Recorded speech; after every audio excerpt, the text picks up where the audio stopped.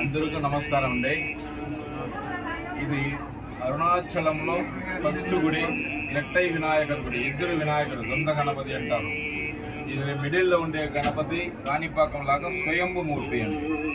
ఆయనకు వాహనం చూడండి, ఇక్కడ నందీశ్వరుడు ఉంటారు. ఈ ప్రపంచంలో ఎక్కడ లేదండి, ఇక్కడ మాత్రమే ఉంటారు. వరల్డ్లో ఎక్కడ లేదు, ఇక్కడ మాత్రమే ఉంటారు. వీరిద్దరం స్వయంభూ. నందీశ్వరుడు సెంట్రుండి వినాయకురం స్వయంభూ.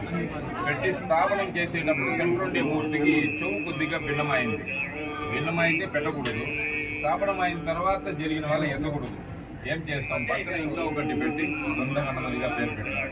ఎద్దురు వినాయకుడు, మహాగణపతి, శక్తి గణపతి, సిద్ధిబుద్ధి గణపతిగా.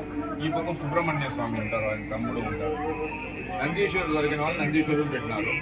ఈ గుడి కట్టించి 500 సంవత్సరం పైన అవుతుంది.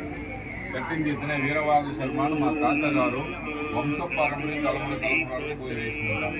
ఇక్కడ నుంచి మొదలు పెట్టాలి. గిరి ప్రదక్షిణ స్టార్టింగ్ అండ్ ఎండింగ్ ఇక్కడనే. ఇక్కడ నుంచి మొదలుపెట్టి గోపుర దర్శనం, ఇంద్రలింగం, అగ్నిలింగం, యమలింగం, నైలింగం, వర్ణలింగం, వాయులింగం, కుబేరలింగం, మోక్షద్వారం, ఈశాన్యలింగం, భూతనారాయణ, మళ్ళీ ఇక్కడ వచ్చేసి మన ఆంధ్రాలో ఒక యూట్యూబర్ పొరపాటుగా భూతనారాయణ క్షేత్రపాలకుడు అని చెప్పేసి ఉంటారు అరుణాచలానికి.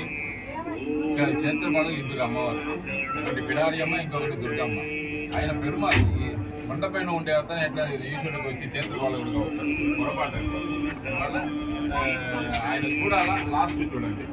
ఇక్కడికి వచ్చి లోపల అన్న తమ్ముడుగా ఉంటారు, రాహు కేదుగా ఉంటారు. నందీశ్వరుడు వచ్చిన సౌమ్యం వాళ్ళ పరిణామంలో ఉండేటప్పుడు ఇక్కడ మనం ఏం కావాలని కోరిక పెట్టి ప్రార్థన చేస్తాము, వెంటనే జరుగుతుంది. ఇలాంటి స్థలం పెళ్లి కాకుండా వాళ్ళు, ఉద్యోగం లేని వాళ్ళు, భార్యాభర్తలు, కోర్టు కేసు, బిడ్డలు లేని వాళ్ళు, ఎట్లాంటి ఇబ్బంది అయినప్పుడు ప్రార్థన చేసుకుంటే వెంటనే జరుగుతుంది. దానికి సొల్యూషన్ పక్కాగా చేపించి పంపిస్తారు. చాలా పవర్ఫుల్ అండి. ఇక్కడ శేషాద్రి స్వామి రమణంలో వచ్చి పిలుస్తారు. మీరు చాలా పవర్ అండి. మళ్ళీ అందరూ ఈ రిటై వినాయకుడి దీర్ఘ దర్శనం కూడా, ఆయుల ఆరోగ్యం కూడా అందరూ బాగుండాలని కోరిక పెట్టుకుంటాం.